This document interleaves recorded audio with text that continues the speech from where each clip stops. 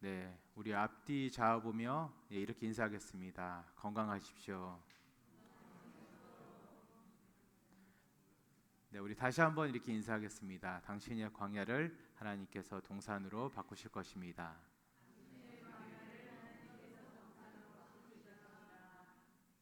네, 네, 오늘은 황무지가 주의 동산이 되리라. 웨스트랜드 트위스트 가든 네 번째 시간입니다. 광야를 주의 동산으로 바꾸시는 하나님이라는 제목으로 말씀을 나누도록 하겠습니다. 오늘날 많은 사람들은 이렇게 자신들만의 인생의 광야에서 정말 아주 고분분투하며 살아가고 있습니다. 인생의 다양한 고난이나 어려움들이 우리 모두에게 광야로 사막으로 여겨지고 있습니다. 그 광야에서 그 사막에서 우리는 정말 처절할 정도로 고립되어 있으며 고난과 외로움에 갇혀 있습니다.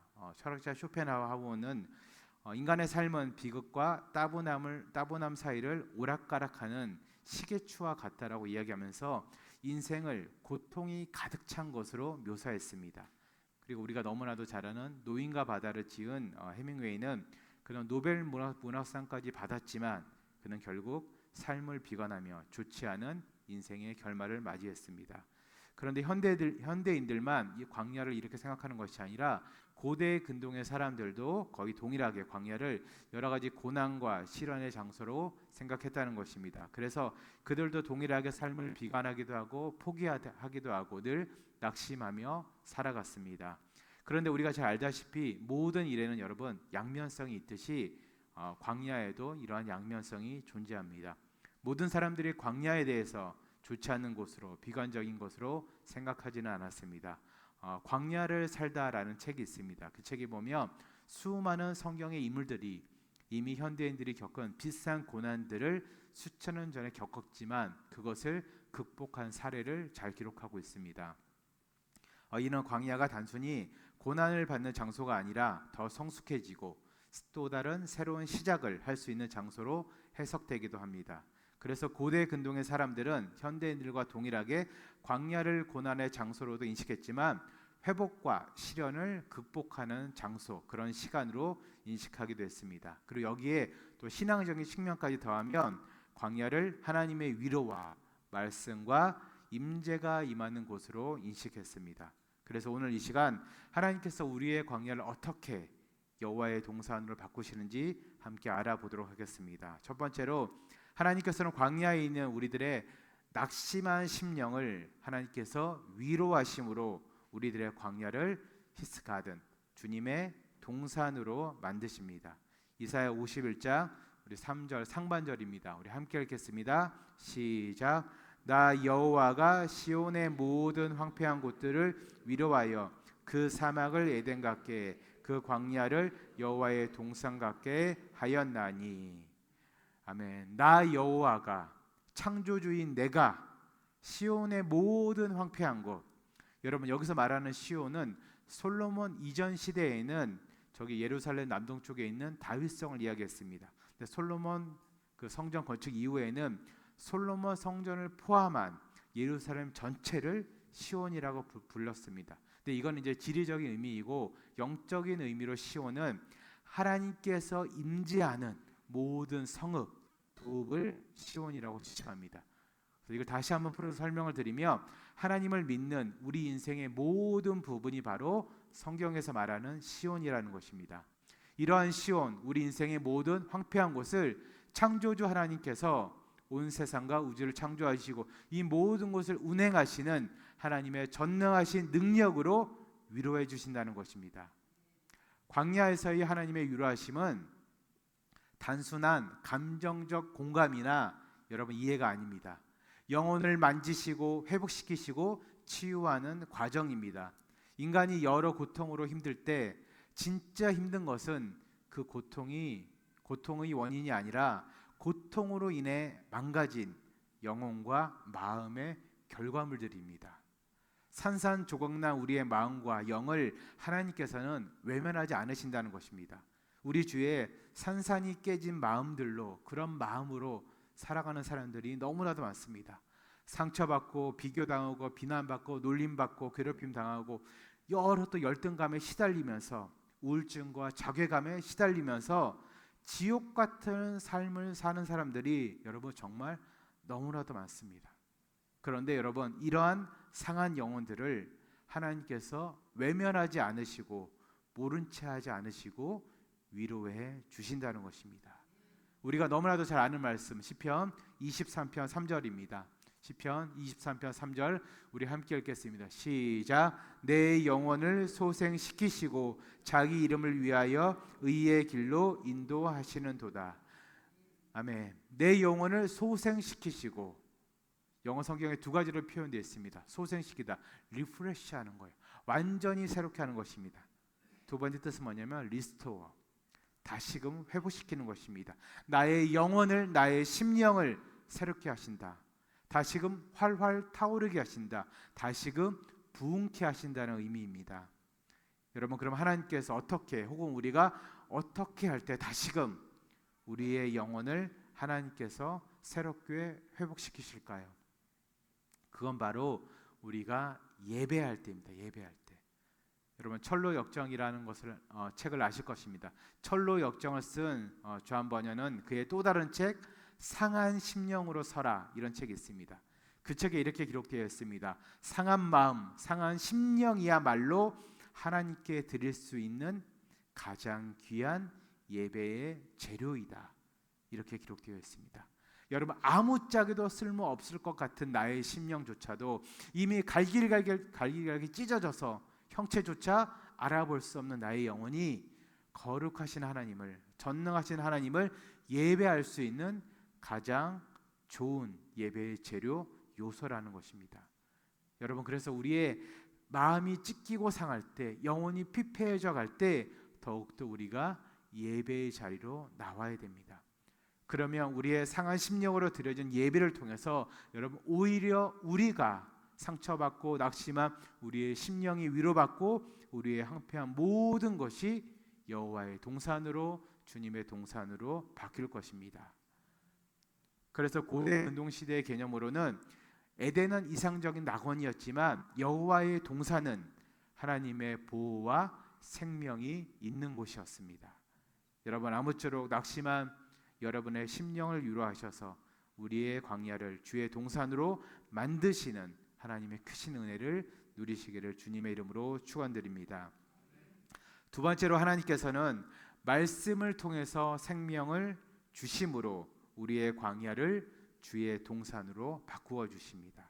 말씀을 통해서 생명을 주심으로 우리의 광야를 주의 동산으로 바꾸어 주십니다. 시편 147편 7절에서 9절입니다. 우리 함께 읽겠습니다. 시작. 감사함으로 여호와께 노래하며 수금으로 하나님께 찬양할지어다.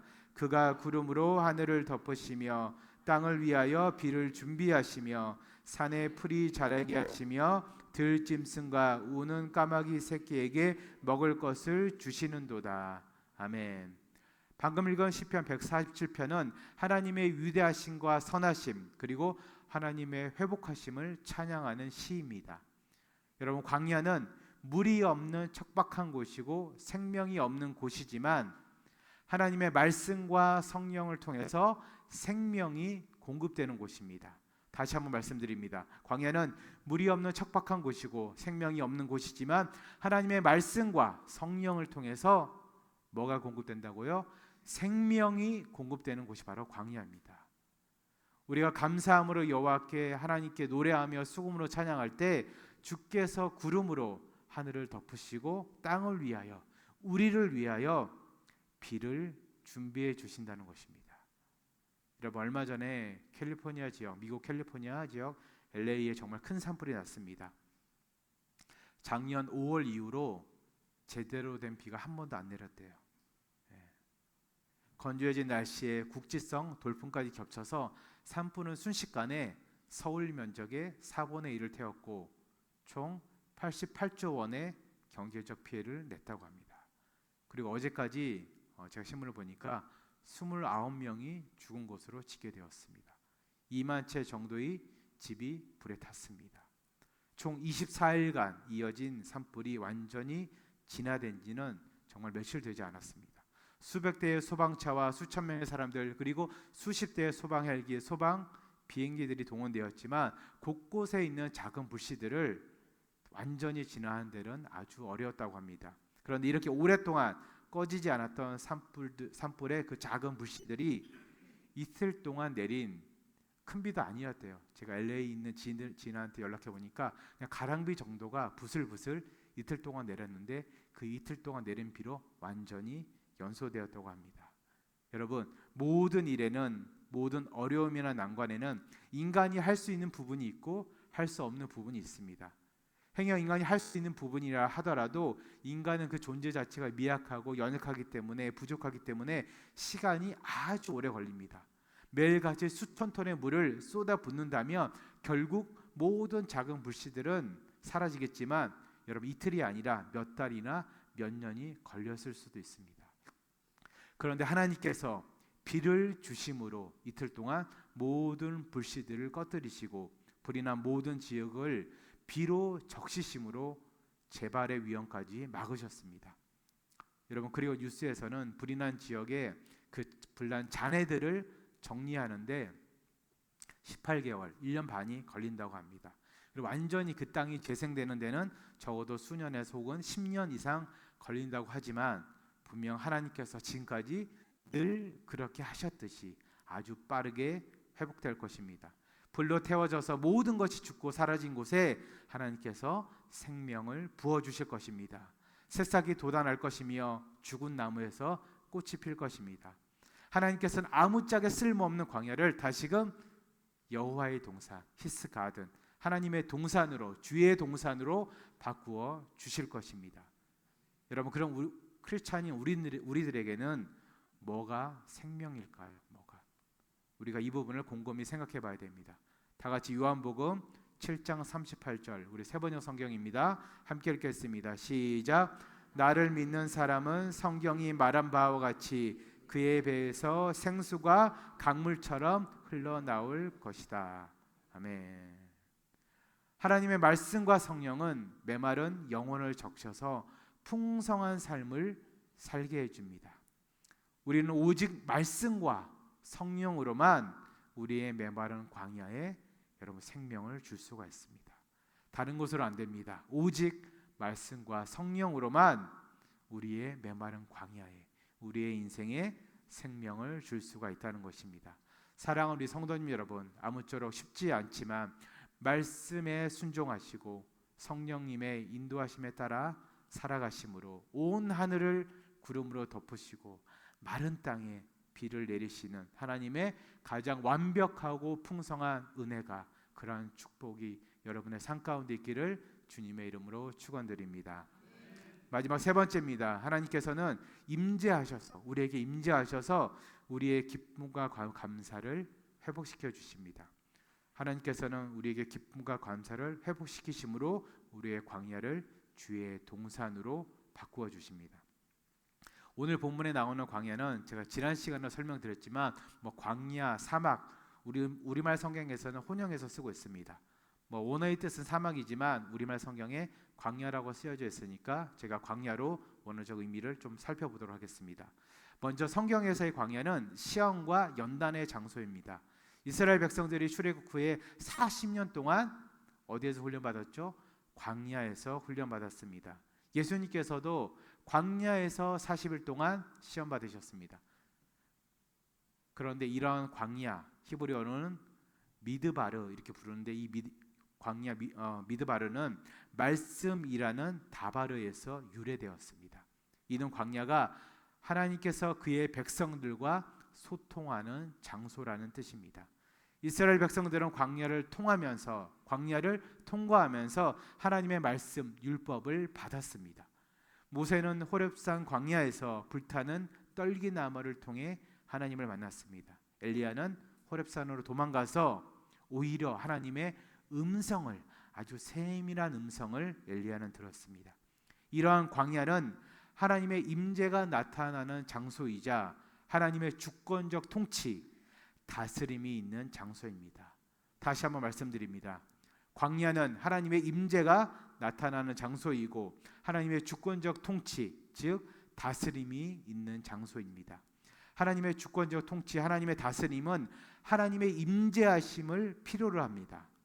그리고 이는 또한 하나님의 임재하심의 증거이기도 합니다. 우리가 하나님의 나라를 이야기할 때 항상 빠지지 않는 표현이 있어요. 임하였으나 아직 임하지 않는. 영어의 표현이 더 유명한데 already but not yet. 이 표현 되게 유명하죠. 우리는 이미 임하였으나 아직 완전히 임하지 않은 하나님 나라를 살아가고 있고 그 하나님 나라가 임하기를 또 소망하고 있습니다. 여러분, 하나님 나라가 무엇입니까? 어떠한 상황과 상황이 되어야 하나님의 나라가 임하는 것입니까?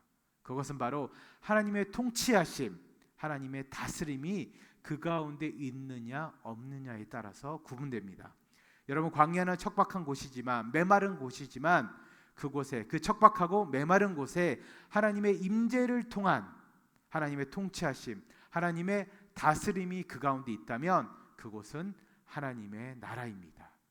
우리는 감히 그곳이 광야임에도 불구하고 주의 동산, 여호와의 동산이라고 말할 수 있습니다.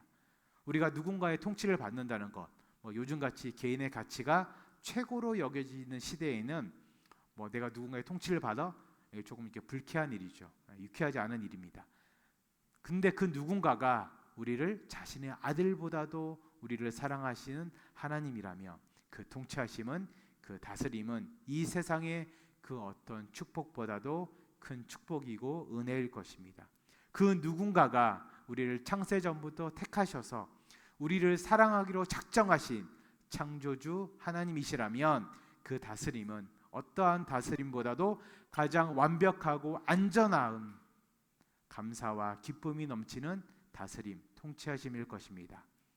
우리의 인생이, 우리의 마음밭이, 우리의 영혼이 여러분 광야가 되는 이유는 고난이 힘들어서가 아니라 고난으로 인해서 기쁨과 감사가 사라졌기 때문입니다. 여러분, 왜 힘듭니까? 정말 이 고난 때문에 힘듭니까? 그 고난 때문에 이제 더 이상 인생이 즐겁지 않잖아요. 기쁘지 않잖아요. 감사가 없잖아요.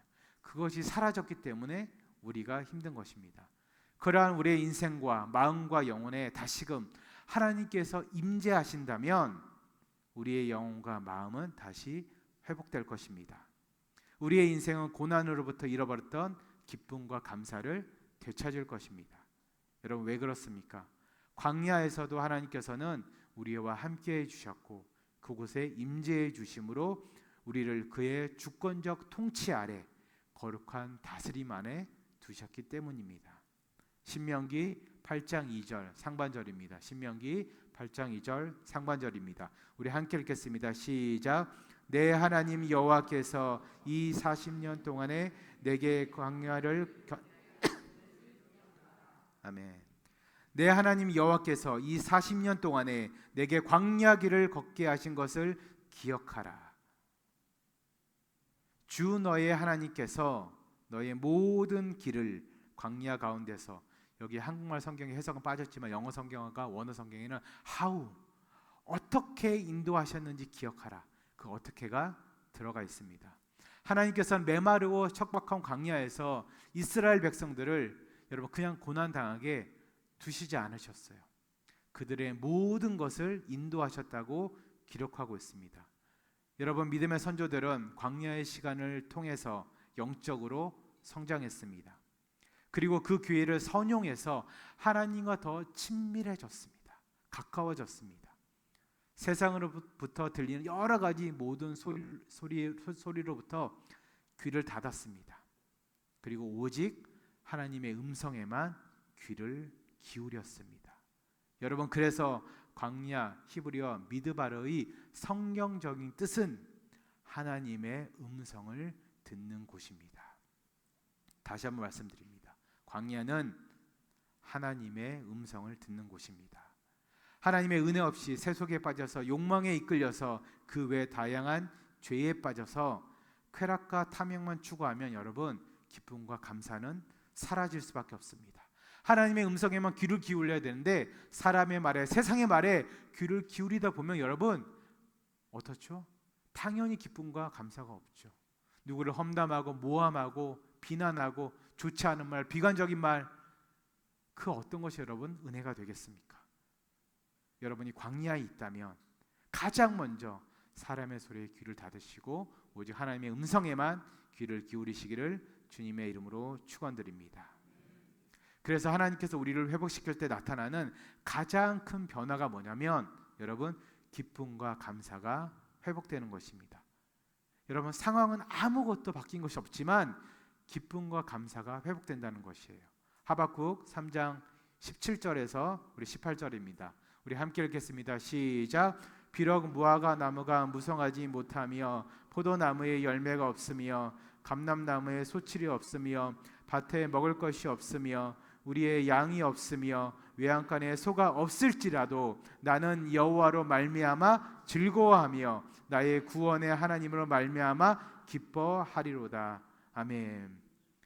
우리 인생의 고난이 그대로여도 무화과 나무가 무성하지 못해요. 포도나무에는 여전히 열매가 없어요. 감람나무, 올리브 나무에도 여전히 소출이 없어요. 밭에 먹을 것이 아무것도 없어요.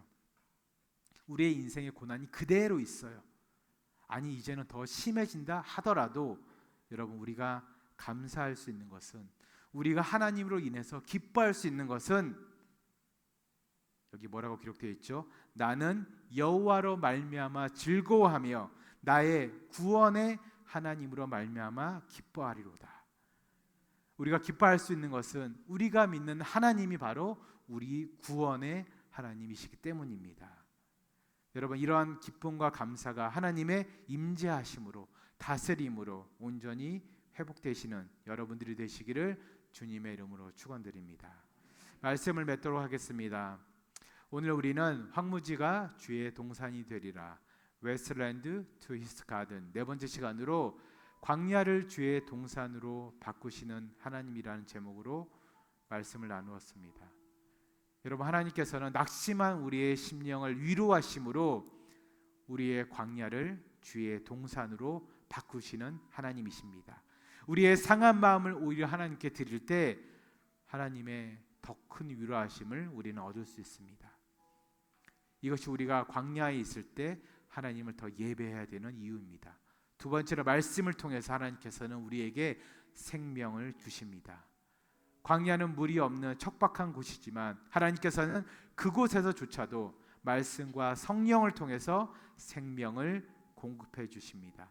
오직 말씀과 성령만이 우리의 메마른 광야에 생명을 줄 수가 있습니다.